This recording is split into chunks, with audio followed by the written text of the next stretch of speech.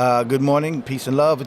My name's Manny Faces. I'm the founding director of the Center for Hip Hop Advocacy. I'm the host of the Hip Hop Can Save America podcast, and I do a bunch of other things. All right. Well, welcome to the show, Manny. Thank you. Appreciate you having me. All right. So I'm right out of the gate, man. So what happened? I don't even know why this card is here, man. That's not even my card.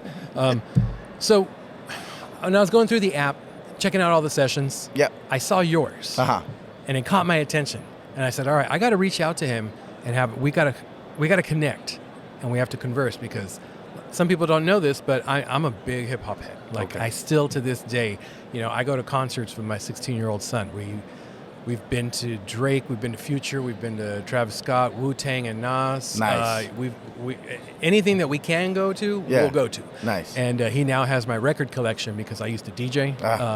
So I gave him all my vinyl. He's got a nice setup in his room and that. So I wish you were my dad. He didn't know how good he has it, man. Yeah, for sure. He's got some vintage stuff in there, some good stuff. So I saw the name of your session. I was like, I'm not going to be able to attend it, but I at least got to connect with him and record a podcast. For sure. So the name of the session is, actually, you tell us. What's the name of your session? Yeah, it was. I think I named it Hip Hop times STEM equals engagement. Okay. I framed it like an equation. Okay. Because that's like mathy. All right. Yeah. That sounds good. We balance both sides of the equation, right? That's right. All right. Where did this idea come about?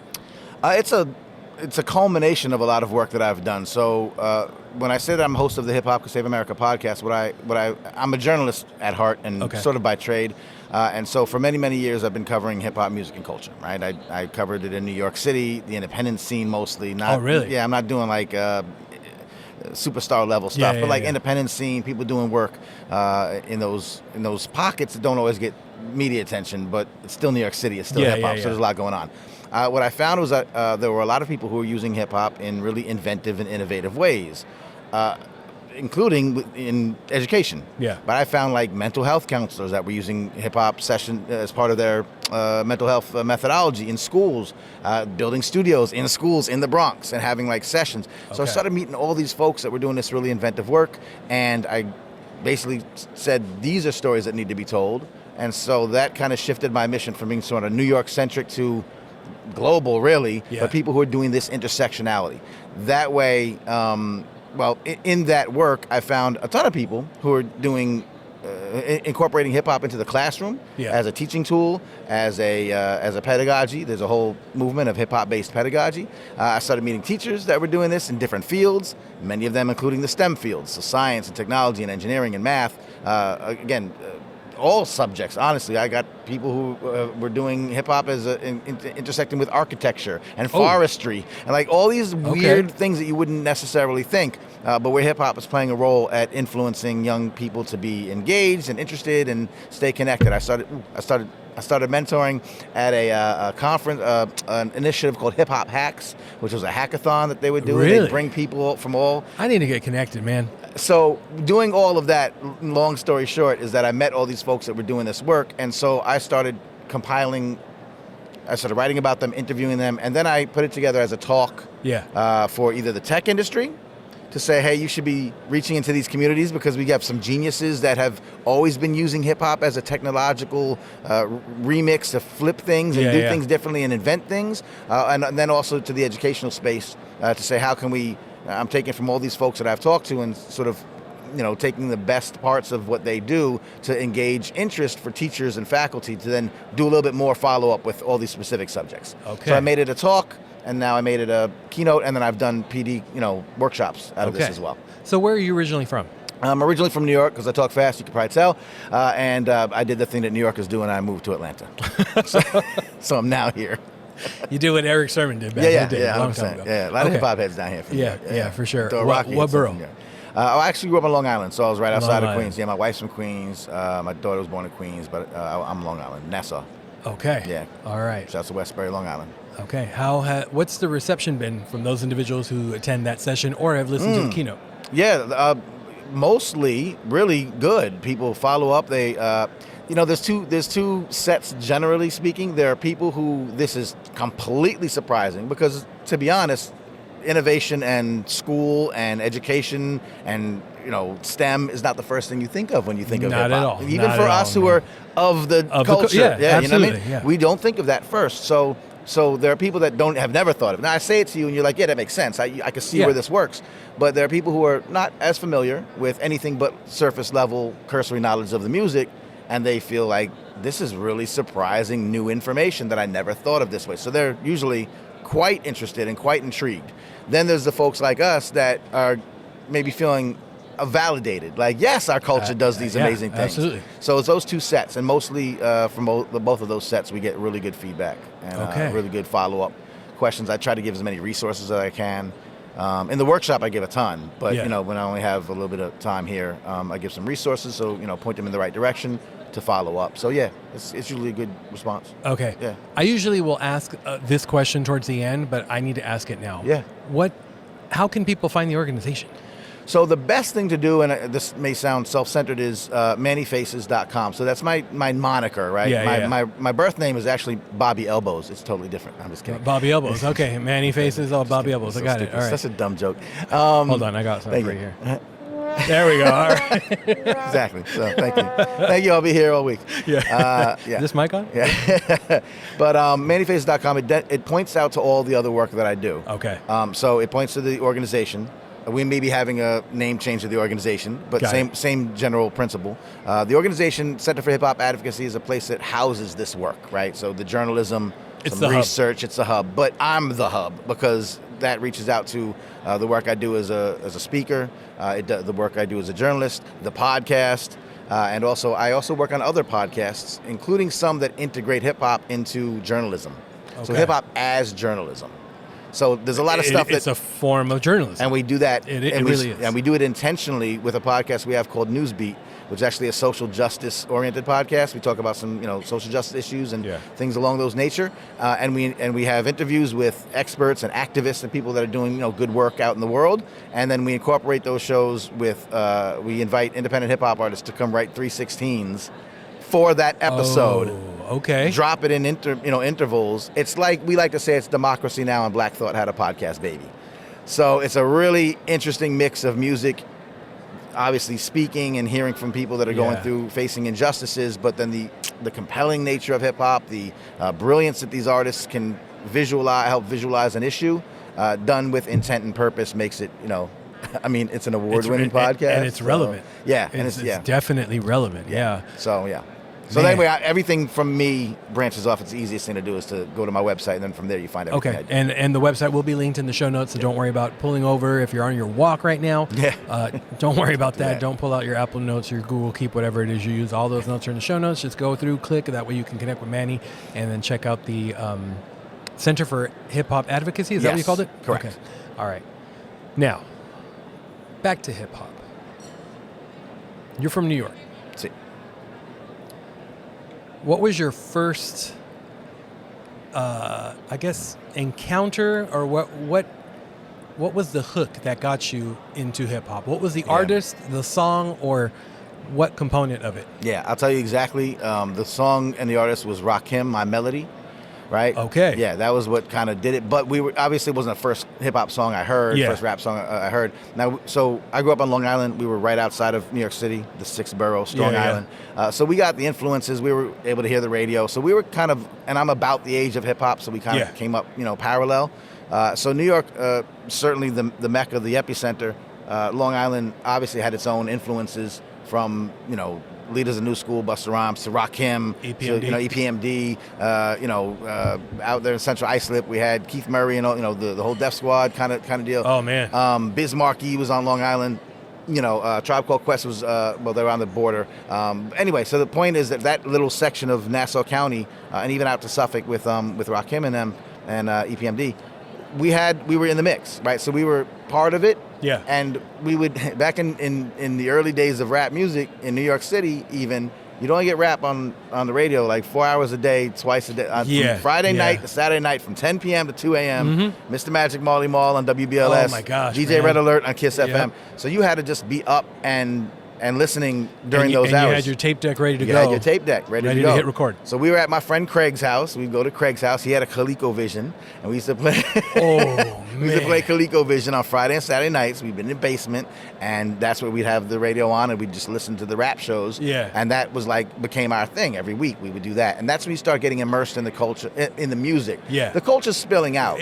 You're immersed in it. Yeah. The way you dress, the way you talk. Yeah. The graffiti. the 5 elements of hip hop. Yeah. So it's all coalescing, and this is late 80s and mid 80s, late 80s. Run DMC's big. Yeah. These guys are big. So we're getting in the middle of it all just by being together and having this communal experience. And sharing these new sounds and new experiences. And that's why I say Rakim obviously is a transformative lyricist, poet, someone who rapped in a different style, changed the game, and he's from Long Island. So we felt a little bit of, hometown pride in that mix. So that's where we're doing it. And he didn't curse. Didn't curse. That's right. Rarely does. Rarely did. I think it was 2020, if not 2021, the Adobe, their big event where they unveil all their new products and updates. Yeah. He actually was the opening. Oh, that's dope. Yeah, he was. Yeah. I don't want to say keynote, and I think we were still kind of hybrid virtual at the time, and it was basically him on a rooftop rapping, and he opened up for the Adobe. Yeah, it was pretty sweet. I was like, Adobe and Rakim? Yeah. So, all right, the God MC. All right. That's right, the God MC. Whatever it is. One of the most creative voices on the mic, and just it's hearing always his about voice. creativity. Yeah, so, absolutely. Let's go. Absolutely. Yeah, Shout out to Adobe who happens to be here. And all right, so being that you're from New York, I grew up on the West Coast, San Diego, California. Okay. A lot of West Coast hip hop, but I also a lot of East Coast hip hop. Obviously, that's the mecca, that's the birthplace of it. KRS-One will say he's the father of it, and then some people will say that it was. There's the other argument. I don't remember. Forgot. But that's neither here nor there. I'm gonna give you a borough. Okay. Give me your top MC from that borough. Oh boy. Okay. Okay. Sure. And then whatever reasoning you want, go for it. Okay. We'll start off with Strong Island first. Go for it. Long Island Rakim. Okay. That's a given. That's a given. Right. But there's some competition out there. Yeah, definitely. Sure. Definitely. Yeah. Okay. All right. Queens. I'll give you this: solo, and then group or duo. Okay, that's fair. Let's go solo. Solo Nas. Okay. Yeah, Nas. Group, probably Run DMC. Okay. Over Tribe, just because of their pioneering nature. Okay. Yeah. All right. But Tribe, is Tribe. So Tribe is Tribe. Yeah. Yeah. So Fife. can't be mad at that. Rest in peace, Fife, man. Word. Man. Yeah. What was that verse he said? I can get funky over a glass of orange juice. Sure, of course. All right. Why not? When's the last time you heard a funky diabetic? Yeah, man. Rest in peace. All right. Staten Island. Well, I mean, the group is obviously Wu. Okay, let's go. No, but I was going to say, no, Wu is good. I want to shout out Kool Kim from the UMCs.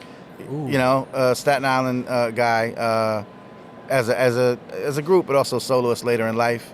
So Staten Island gets some love too. Okay. Yeah. All right. The BX. Solo. There's so many. I mean, probably KRS. KRS? Yeah, probably KRS. Okay. All right. I'd give him that. Yeah. Just from being, a teacher. Yeah, and just again, super pioneering guy. I mentioned him in my presentation, by the way. Do you really? I feature because we learned from him. He's known as the teacher, right? Yeah. But part of that was because, and I do a segment in my talk and in the workshop where I say, here's a bunch of people you've heard of that have done famous things by kind of hacking and flipping and remixing things. And two of those names are Steve Wozniak and Steve Jobs. With their blue box and their telephone freaking, the illegal way that they were making phone calls, and that inspired them and got them all tinkering, and next thing you know, Apple. Right? Yeah. Now, there's some things in between. But that's, have said that's part of their inspiration. And then I talk about all the African-American inventors that we didn't know about growing up, like Lewis Latimer and Garrett Morgan and Charles Drew, who invented the blood bank, and people who these individuals that were making inventions that were improving on the work of Thomas Edison, Benjamin Banneker, who basically reinvented the almanac and was known for these things, but we didn't learn about them in school because a lot of times that area of our history gets a little bit undersold in schools. But in 1989, when KRS dropped You Must Learn, all of those names and who they did were in that song.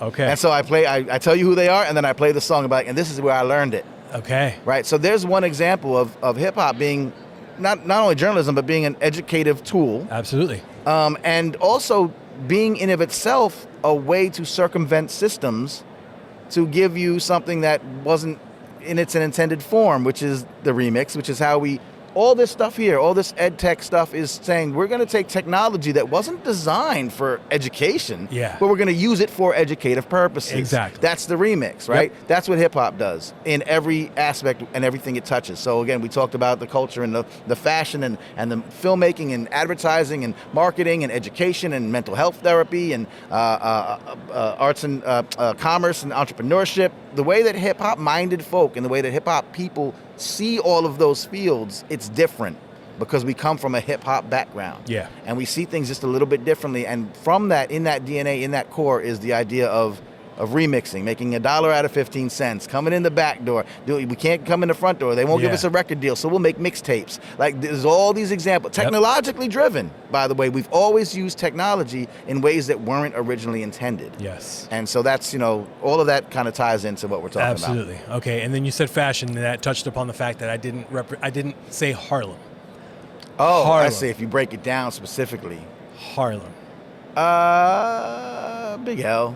Oh, man. Big L. Yeah. I mean, you can't, the late great. Yeah, late great. Only one album, too. And I know. He had a feature run on those mixtapes. Sure. And that, but man, he was a force to be reckoned with. People realize Jay-Z was the lesser known of the two when they'd go on the radio show, Stretch and Bobbito and all that. Yeah, Big L was coming up. Yep. Yeah. And now that you say Jay-Z, Brooklyn. And you can't say Jay-Z. I won't say Jay-Z. Okay, all right. No shade. Is Pharoah Monch from Brooklyn? Pharoah Monch. I want to say Pharoah Monch, but I don't know if he's Queens. Queens, right? Damn it. Well, because everyone kind of goes, Biggie and, et cetera, et cetera. And of course, Biggie is super important and influential and probably the best known and the best revered out of Brooklyn. But, I mean, I don't know. I'll leave that one open for interpretation. No Big Daddy Kane? Kane for sure. Good point. Good call. Kane for sure. So when I was coming up, when I said Rakim, so if you ask me my top five, it's going to be Rakim is the best, but Kane is my favorite. Okay. So yes, and forgive me for just being on the spot and forgetting Kane. And when I was trying to be a rapper when I was younger, it was by learning Let It Flow, Get Bold. I just can't hold back the flow because I'm a man with soul, in control and effects. So what the heck, rock the discotheque, and rewinding that. 90, 15 times to figure out what he said so that I could say it, so that I could write like Kane. Yeah. So, Kane, huge inspiration. Yeah. Huge inspiration. I'd give Kane definitely the nod from BK. Okay. All right. Thanks for digging me out with that one. That was appreciated. I was waiting for Kane to come up. Of course. Yeah. I mean, I'm an old school guy, but I also like, and listen, one of the things that I do is I maintain a connection to who's putting out music today. As you said, you went Drake and Future, which is son. So I love new artists as well. I love people that, that are popping up. And so it's not just an old school mind frame, but, obviously we're talking about sort of the legacy act. Yeah, and the foundational folks. Absolutely. Yeah. Favorite West Coast? Oh, gosh, so many from the West Coast. You know who I like from the West Coast? I like Dilated Peoples. Oh. I love Dilated Peoples. Dilated People. Far Side, of course. I like the wordsmiths, like the folks in the Freestyle Fellowship, like, folks who were very wordy. Atmosphere. Razzcast. Jurassic 5. Razzcast is dope. Jurassic 5 and Razzcast is dope. I have Soul on Ice to this day on a CD somewhere. So, yeah. Now, you want to talk about a teacher. Yeah, absolutely. Man. Yeah. And his kid's doing stuff, too. I didn't know that. Coast Contra. Oh, Coast Contra. I think that's Razzcast's kid. What? One of them is. Maybe two. That I didn't know. Yep, Coast Contra is one of Razzcast's kids. I thought they were Atlanta, Coast Contra. No. There's four of them, right? So I'm not sure who everyone is, but I'm almost certain that Razzcast kid is one of them. Okay. Which is dope, because they're dope. Like I said, new folk doing dope stuff is cool, too. And Chris Rivers. Yeah. Man, he is a force to be reckoned with. Absolutely. I don't hear about him too much, but when I hear some of his stuff pop up, it's like, man, he's up there with his dad. Yeah. So the wordsmithing of lyricists, and again, people have this misconception, and what you're saying is great because Chris Rivers he's not young, but he's newer. Yeah. And you think that lyricist doesn't kind of exist in hip hop anymore because of how it's been so commercialized and what you hear, and certainly anyone who's watching or listening might not have a real deep connection with the music except what they might hear in passing or whatever. Yeah. And that deep lyricism is so ingrained in hip hop's DNA that you're going to find artists who still have that level of lyricism. And in fact, there's a great, I don't know if you saw this, it was a data collection of words being used in rap songs. Yeah, almost like a word cloud. And it was a count. And so again, you want to tie hip hop into your vocabulary, data analysis. Here's a great tool for this. I never put the two together. And so you want to talk. Let's say you're talking about that in your class. You want to bring in something that they could relate to and say, listen, you think Shakespeare had the best vocabulary? Aesop Rock, actually. Minnesota, right? By far. Yeah. But up there also like the Nas's. He's actually, I think he is the person with the most words. Yes. Most unique words. Yes. In verses. That's right. Yeah. That's right. From the study. So it's that same one. It's that same one. Okay. And there's like a visualization. Yeah. So again, if you're teaching data visualization I don't know who would be teaching data visualization in high school. I think it's a thing.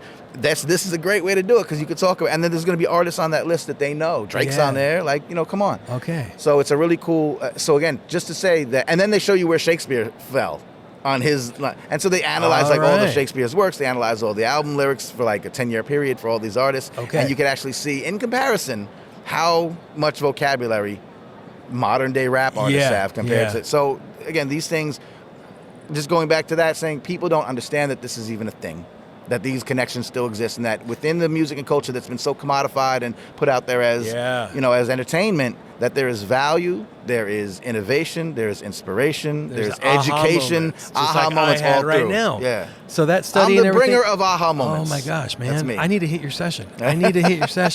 Okay, all right. So you've put a lot into my head, and I am of that hip hop culture. I come from it. I born and raised in the 80s, 90s. So actually born in 78. Okay. But grew up in the 80s, 90s, and music was everything. Music was everything, and gosh, everyone from Ice-T to we talk about vocab. You can't not say E40. Right, that's true. He wrote a book with all the slang that he brought to the table, and it's just there's so much, and people tend to, like you said, they think of it as a form of entertainment, which it is, but they don't think of the educational value that it brings to the table. Right. Yeah, they see it as this negative thing. We have all these murders and things like that, and because that's what the media is presenting us with everything that is highlighted or lowlighted in this situation, but there's so many good aspects and opportunities. Missed opportunities if we don't take them. If we don't take them. So part of the work is to, shed light on those opportunities. Exactly right. Because we have the tools. Yeah. Like part of in the session, I give a bunch of, examples of, and I'll just give one real quick. I know we're running out of time, but there was an organization called Fresh Prep, right, where they were in New York City. It ran for a bunch of years. They would bring teaching artists, basically hip hop artists that were also teachers and had grown up. I was a rapper for a while, but now I teach. So I understand that, the intricacies of both of those worlds, right? Oh, yeah. And they bring them in the classroom and say, hey, listen, we have Regents. So in New York, we had the state standardized tests were called Regents exams. And they said, here's 4 out of 5 students were failing this Regents test, this state-mandated high school social studies or whatever field it was. And you had to pass it to pass high school. All these kids are failing it, have failed it. Everyone failed it as many as 5 times. That's the number I'm looking for. Ooh.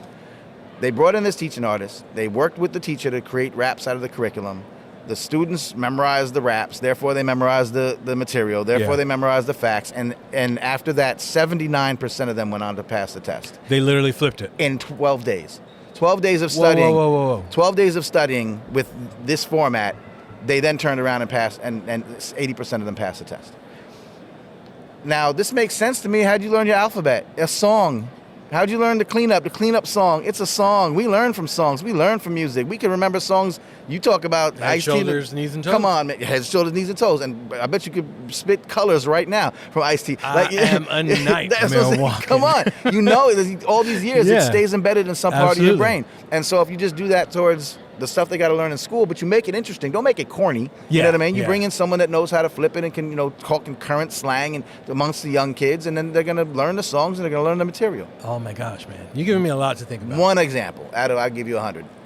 And so these are missed opportunities. These are things that we have that have worked, that because we have biases and misperceptions and misconceptions, we don't necessarily think about bringing them into the world. And there's a bunch of, I'm just a mouthpiece. There are teachers that have written books. There's now literature, so there's studies that have shown this to work. Research. There are organizations, 100%. It's at the collegiate level. There's conferences that are specifically based on, that specifically highlight hip-hop-based education. Okay, all right.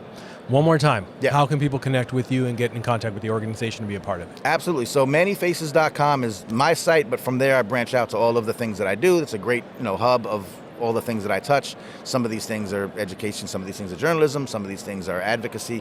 The organization is the Center for Hip Hop Advocacy. It's hiphopadvocacy.org. And underneath there basically houses the podcast. We did some research a few years ago, and it's the inspiration for all this work. Okay. I suspect it's going to change and shift over to a different name and branding, but the heart and soul of it is there. Okay, so Manny Faces, all right. And Hip Hop Can Save America. If you want to learn about these things, I interview all these people. I've had professors, counselors, teaching artists, people who use hip hop as a form of international diplomacy. Hip Hop Diplomacy. Check out Hip Hop Can Save America. Go to hiphopcansaveamerica.com. I'm definitely going to hit that up. Or wherever you find podcasts like this one. And if you want a guest, I would love to be a part of that show, man. I'm all for it. I'm all for finding people who have that mentality of mixing these worlds. Absolutely, man. Well, I appreciate everything that you are contributing to our educational space, everything that you're doing, especially with this, because this is relevancy to our students. Yeah. This makes it real, and 12 days, 79% pass. Yeah. Yeah. That's insane. Kids that might have been written off, and obviously we know that certain communities need this, they've been underserved and underloved and underfinanced, under-resourced for all these years. This is a tool to help, even though we always say we want to even those gaps, right? Yeah, this is it, but it also works across the board. It's all demographics can benefit from this, because trust me, your kids, their kids, your kids, my kid, they're all into hip hop. They're all going to be influenced by that. Some of them are making money off of it. 100%. Not even being an artist. All demographics. It works across the board. Absolutely. All right. Sounds good. I have one last question for you, man. Yes, sir. I asked this about, I would like to say 100% of the time of every guest, but I've slipped up every once in a while. Okay. Corn tortilla or flour tortilla? Oh, I know it should be corn, but it's flour. I know. It is all good, man. I know it should be corn, but it is flour. I respect a good flour tortilla, man. Yeah. All right, sounds good. All right, and you know what? Just for hip hop's sake, the one song that gives you just shivers every time you hear it. I'll tell you, people have asked me, like, what do I think is the best hip hop song that was ever made? Like, it's crazy. No one can answer that question, and everything is subjective. Categories. Sure, but I'll give you what I like to refer to, because I think it's similar to that. I think "Dear Mama" by Tupac is just the quintessential rap song. Okay. I think it's a great song, and it reminds me of my mother, and you know what I mean? Obviously, yeah. But I think it's a great representation of what what rap can be. Okay. Yeah. All right. I'm gonna go a little bit darker. Okay. I'm gonna Immortal Technique. No. Really? Dance with the Devil. Sure, Dance with the Devil. That I could go there too. I remember the first time I heard it. Yeah. And when I heard, I'm no spoiler alert, but go check it out if you want to. But when I heard the end of that second verse, my gut just it was. And you can tell I know something about hip hop because I knew where you're going. I read your mind. Yeah. Immortal Technique by far. Yeah. All right, sounds good, man. Well, enjoy the rest of the conference, and we're definitely going to connect and talk more. Please reach out anytime. I appreciate your time. I know what it takes to do this sort of thing, and I respect you, and I appreciate you. I appreciate it, man. Thank you.